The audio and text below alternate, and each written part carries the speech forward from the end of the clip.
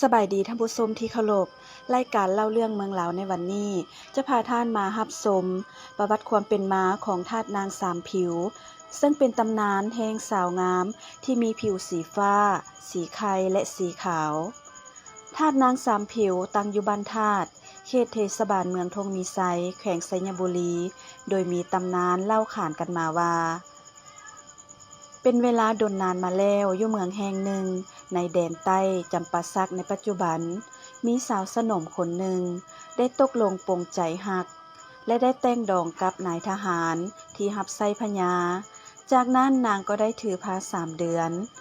ส่วนผู้เป็นผัวก็ได้ไปสู้รบกับศัตรูและได้เสียชีวิตอยู่สนามรบส่วนนางก็ได้กลายเป็นไม้ที่ขาดบอนพึ่งพาอาศัยแต่ย้อนพญาคิดเห็นคุณงามความดีของผู้เป็นผัวเพิ่นจึงได้รับนางไว้เลี้ยงดูเบิ่งแยงวันเวลาได้ผ่านไป9 เดือนนางก็ได้ให้กำเนิดเกิดลูกหญิงที่มีสุขภาพแข็งแรงหน้าตาสวยงาม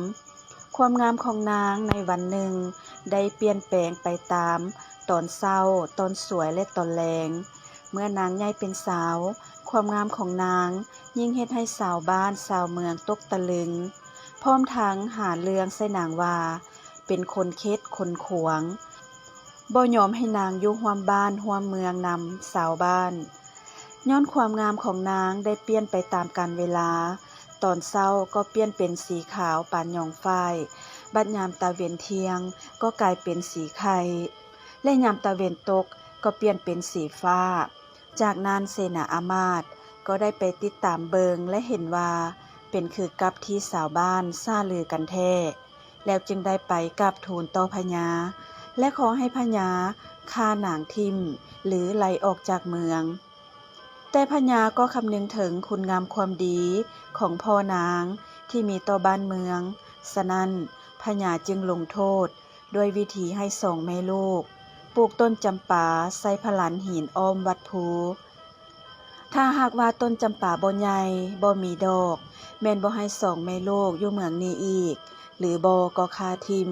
2 แม่ลูกก็ได้เฮ็ดตามคำสั่งของพญาโดยได้นำเอาต้นดอกจำปาไปปลูกเรียบตามวัดต้นใดก็เขียวงามเป็นดอกบานทรงกลิ่นหอมไปทั่ววัดภูเมื่อเป็นดังนั้นพญาก็พอพระทัยแต่ชาวบ้านและเจ้าขุนมูลนายก็ยังอิจฉาบังเบียดและเกลียดชังทั้ง2 แม่ลูกในเวลาต่อมาแม่ของนางก็ได้เสียชีวิตนางจึงได้อยู่คนเดียวท่ามกลางคำปล่อยด่าทุกมื้อทุกวันมีมื้อหนึ่งนางจึงได้ตัดสินใจหนีออกจากเมืองโดยบ่มีจุดหมายปลายทางย้อนบ่เคยไปไสจักเทื่อฉะนั้น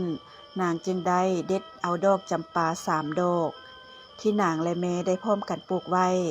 แล้วย่างมุ่งหน้าลงสู่แม่น้ำโขงและอธิษฐานว่าถ้าอยู่บ่อนใดหากมีคนฮักคนแพงขอให้ดอกจำปาจงลอยไปที่นั่นเบาแล้วนางก็โยนดอกจำปาลงแม่น้ำโขงดอกจำปาก็ไหลขึ้นเหนือ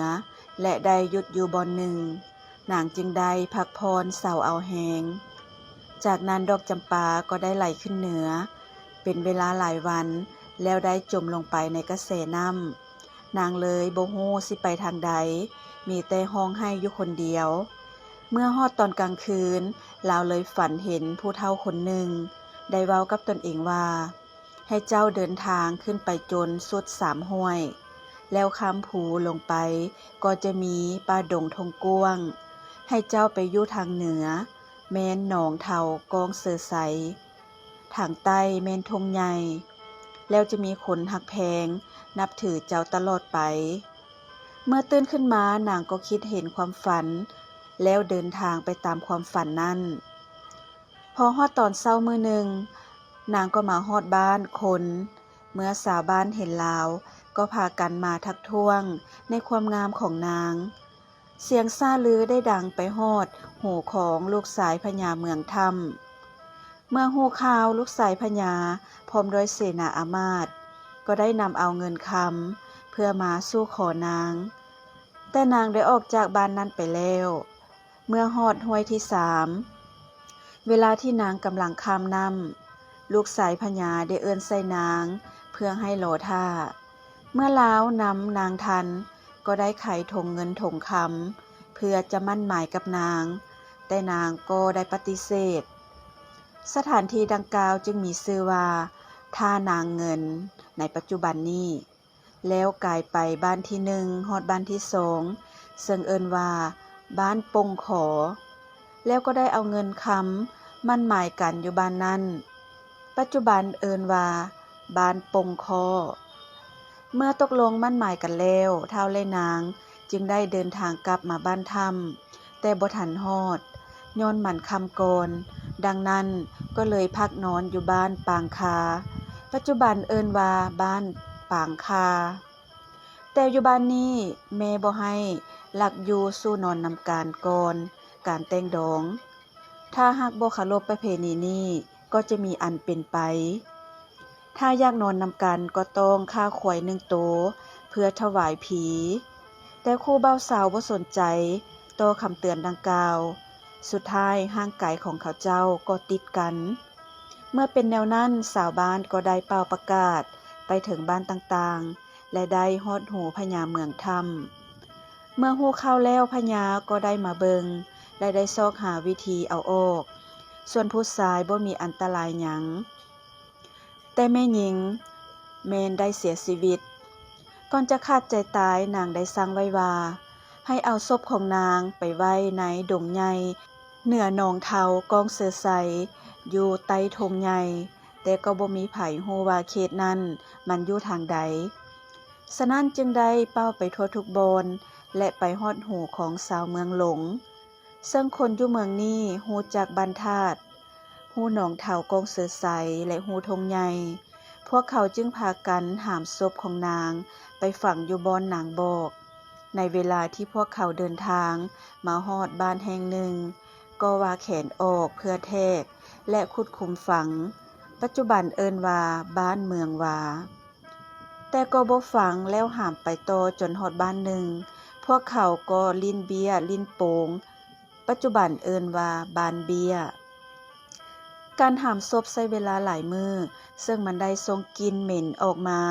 เฮ็ดให้คนทั้งหลายทมน้ำลายขายน้ำมูกปัจจุบันเอิ้นว่าน้ำลายหลังจากฮอดเมืองหลงบอนที่นางได้สร้างไว้ก่อนตายชาวเมืองหลงก็ได้จัดพิธีฝังศพของนางแล้วก็ธาตุกวมศพนางเอาไว้จนกลายเป็นธาตุนางสามผิวฉะนั้นในทุกๆปีหลังจากบุญตรุษสงกรานต์ปีใหม่ลาวสิ้นสุดลง7 วันชาวเมืองหลงจึงเฮ็ดบุญจุดบั้งไฟเพื่อถวายแก่นางสามผิวและได้กลายมาเป็นฮิตของประเพณีของชาวเมืองทงมีไซที่ได้สืบทอดกันมาจนถึงปัจจุบันนี้